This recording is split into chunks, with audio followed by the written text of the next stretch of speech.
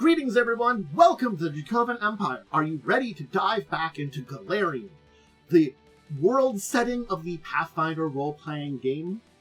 Well, I hope you are, because I, your host and guide here, Tantus Adventure, is grabbing you by the hand, dragging you through the planar gate. We're going to be traveling across the multiverse to Golarion once more, to the Padishah Empire of Kelesh. What are we going to be doing there? Take my hand, join me, and find out. And remember, of course, to tip your guide as we go to, like, subscribe, ring the bell over on the YouTube. Best way to do so. To Golarion once more, and to Kelesh Empire. We've arrived. We've landed here in Casmaron. Now, why are we in the Padishah Empire? Well, we're going to be meeting a human ethnicity, the Keleshite people, and learning all about them and their unique culture. Now, yes, they are intrinsically connected with the Padishah Empire, but they aren't the only people in Padishah Empire, and they are a unique people, and they do spread beyond them. Keleshite blood has gone out farther, so, you know, we're going to be learning about them and diving in. Now, if you want to get some more book sources or stuff like that, there are a number I can recommend. Of course, the campaign settings, Inner World Guide from 1st edition, are always great books to kind of dive into some basics about some of the expanded ethnicities. Stuff has been reiterated in various places post here, but this was kind of the original place for most of the basic information that we have upon it. And then the Quadria Jeweled East book is a really good place to look into it too, because, well, that expands upon it even more, and it's a little bit newer. So, and, you know, the Keleshite people are also in Quadria, so, yes. Anyway, who are the Keleshite people? Well, they are originally from the deserts of Casmaron and the Padishah Empire of Kelesh. Hey, you know, Keleshites, Kelesh, matches. They reflect the heat of the desert in fieriness of their passions, basically. So, the desert of Casmaron, of their empire, has forged them in a lot of ways. They're quick to anger, but also to forgive. And they pride themselves in wit and intelligence. They often have a bit of racial arrogance that can be quite off-putting to outsiders, but it's because of what they believe their people have achieved. And they have achieved some great things. So it's sort of like, if you were to meet a Keleshite person in Kelesh, they could, like, expound, our people have done these great things. That's why we are such a great people. I mean, at that point in time, you can't argue with them, but yes, it is a thing of a little bit of arrogance to their greatness that it finds them. Now, if you look at a Keleshite, a pure-blooded one, they have black hair, brown or golden eyes. Men generally grow out their beards. The people favor light, loose-fitting clothes adopted for desert heat and sand, and fashion that features heavy embroidered designs decorated with expensive items that display wealth and power.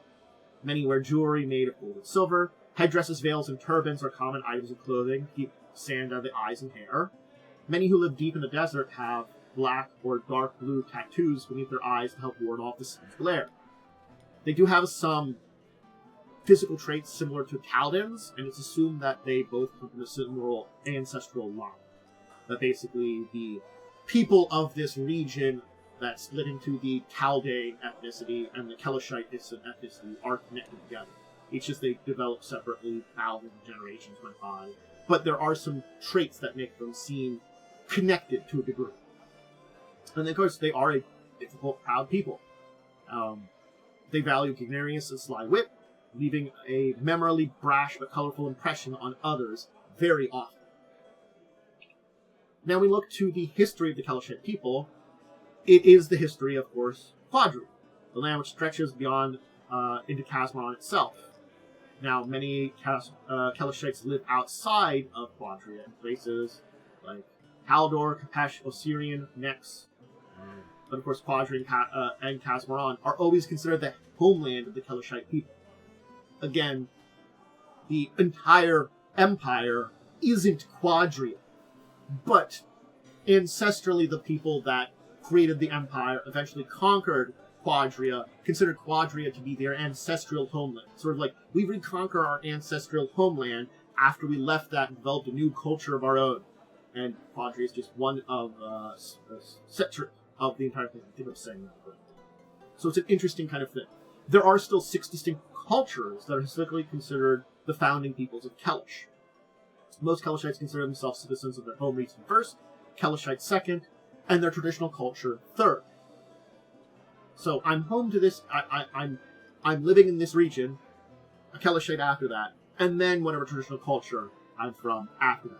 So where I live is more important than even where I ancestrally came from. Each is associated with a virtue and region in Kelesh, regardless of those who claim are found there are today, basically from them. These 6 groups, which, again, maybe if we get more information from the 6 groups, from some kind of big video or something, if there's some big book or something in the future, I'll break them down again individually, but I'll just kind of put them together, some basics in there. The Thermeri are the virtue of zeal, and they're nomadic, deep desert holds, traditionally is the region they're in. The Ashimeyer are grace. It predates the other ones.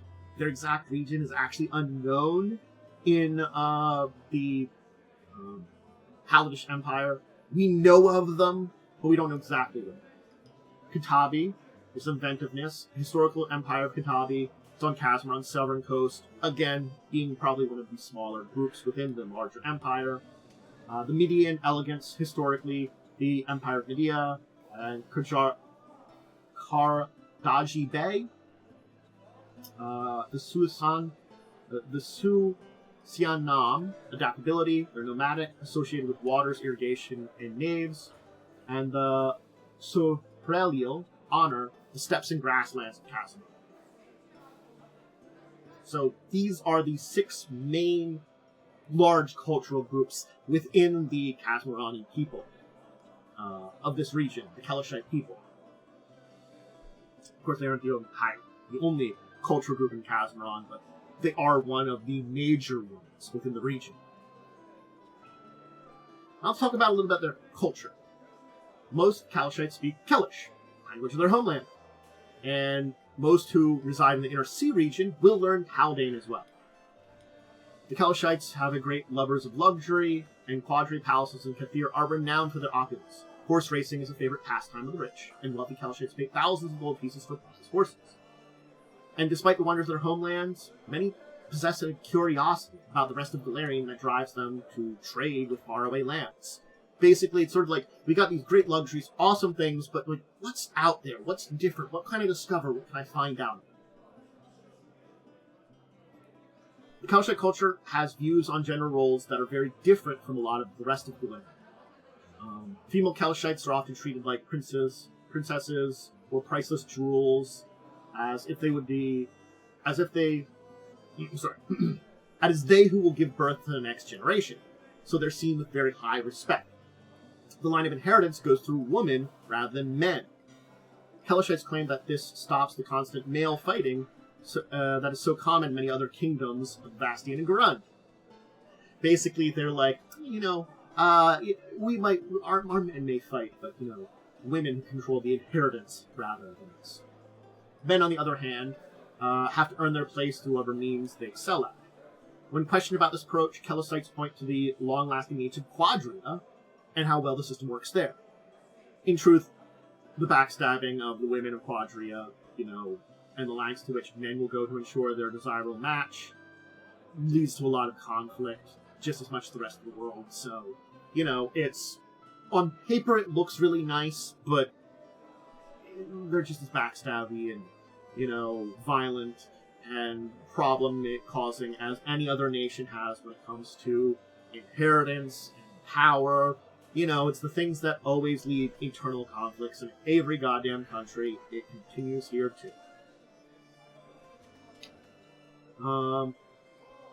Class inspires how they grant names.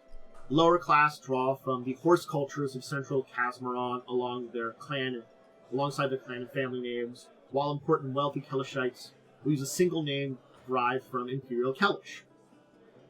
Their names can also be introduced by their traditional culture. Those who have no strong connection to the founding culture allow conventions of the Atharmi, a first name followed by a matromic with the prefix Al. When more specific identification is necessary, family names often also include an ancestor. While written in formal situations, a tribal name, merchant house, noble house name, religious temple, name, home of the city that might be included. Members of the imperial family use the family name Al-Parashat, with other names representing the branch of the family. Those associated with Ashamiar, or artists and socialites, often try to foster an association with them, have a single birth name followed by a string of names related to their life's accomplishments. The Katabi, who are ancestors of most citizens of Kelesh, follow an individual's name with a familial name. The tradition was that was reversed. Traditionally, that was reversed. They would have the familial name, then the first name. Medians, long associated with wealth patronage, use personal names followed by a palindromic or family name. And the rare majority of Susamrans, still butchering all of these, use only a first name.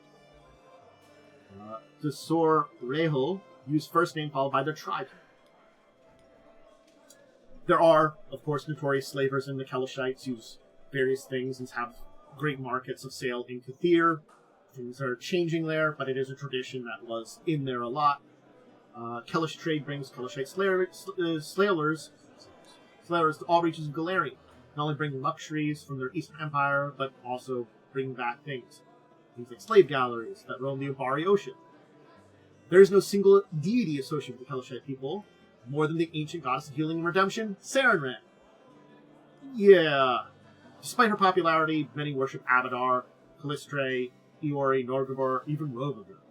The zeal and impulsiveness common to many Keleshites sometimes result in Keleshites misinterpreting Sarenrae's teachings of effective warfare as an excuse for battle, leading to a schism between those who want to fight and those who are more conditioned to Sarenrae's teachings. Yeah, it's a little bit of an issue. But that's the Keleshite people, Keleshite humans. As you can see, they are definitely intrinsically linked to the Padishah Empire of Kelesh. Are they completely linked to that? No. We know the 6 subcultures, and each of them has a place in that empire, but also many of those of Keleshite descent, regardless of their, have spread, that want to see, to trade, to travel, exists in many of them. And yes, their culture is a very interesting one, with various ups and downs, and various things that are oftentimes at odds with each other. It's that entire kind of thing of, you see their worship of Sarenrae, where there's this odds kind of conflict within the worship there, and how that reflects in a lot of ways in their culture. There is this little at-oddsness in the way they do things, but again, they find a way to make it work and make their people work. Regardless, they are a people of the desert regions of Casmaron. They've dealt with the desert, they've adapted to it, they know the heat and the sand, and all of them are, ready to face that or other great difficulties. They can face that, they can face many things. That is the strength of the Keleshite people. A strength that has allowed them to build a very powerful empire in Casmaron. One of which they are quite proud of. Maybe a little annoyingly proud of. But in most days, deserving. And that will be it for today. I hope you enjoyed learning about the Keleshite people. It's interesting to see the various cultures of humanity and ethnicities that exist within the Golarion planet. Certainly speaking, you can kind of see there are similarities sometimes within some of our own cultures and these here, but they are very unique in their own ways. I think the similarities go to there are cultures based around certain environments and regions, and these areas are similar to environments and regions we have, and that's why they've matched them. The Keleshites being this very, I would say, Middle Eastern, Western Asian, Northern African kind of people. I would compare them that they kind of have a feeling of that entire region in there, to a degree. And certainly speaking, yeah, they do. But they are their own unique thing, and I think there's a lot of interesting details on them. And I would love, similar to many of the other regions and places that we've been getting into here and there, to have information more about Casmaron, especially the Keleshite people. To dive into their each unique cultures and see more about them. If at one day they do, maybe I'll do some sub videos, some videos about each of these sub-worlds. If we get that someday in the future, I would love to do that. I will leave that there. Hey, remember to give support here on the channel. It'd be really great to do that, liking, subscribing, ringing the bell. My question for today is, how do you play the Keleshite character or had experience with one? Regardless, though, remember to check out my schedule. If I do anything else, whether it's going to be over on the Twitch side of things, where I'm recording, streaming some games and stuff like that, or over my YouTube side where I upload everything, that schedule's up on my Discord, my Twitter/X, my Blue Sky, and over on my YouTube channel. I put it up weekly, keep you informed about what's going on. The Twitch schedule is a little bit more open. Any changes, anything that's going on, you can always check out my social media. It's a great place to see updates from my schedule. Usually the YouTube stuff is pretty self-explanatory. Unless there's a video I shoot, I don't usually change that at all. And that just might switch a day or something like that. But over on my social media, that's where I can get some updates, cat pics, little thoughts and stuff like that, discussions. Really great place to reach out and kind of communicate with me. Remember to check out Discussing Tabletop on Saturday. That's coming up. Talk show, news of the week, deeper discussions on Pathfinder. I've been doing a lot of TTRPGs. Remember to check those out. None are going on at the time of the recording of this, but you can always check out the ones that are archived. Most of them are pretty good. The closer you get to the better quality they get a little bit. I get better as a DM. I feel like I do. GM/DM. But the old ones still have some crazy stories and stuff. I would recommend this. Alright, I think that's everything I have to remember to shout out and say at the end of these videos. I'm really bad. I really should have just an outline of stuff to say. But anyway, I'm going to get going. I'm going to hang out with Twitch, maybe record another video, do some more stuff. Next time we dive into the Human Ethnicity, another ancestry of Golarion, maybe a location. Any other role-playing game. Something else to tabletop. I bid all of you out there a deep and wonderful farewell.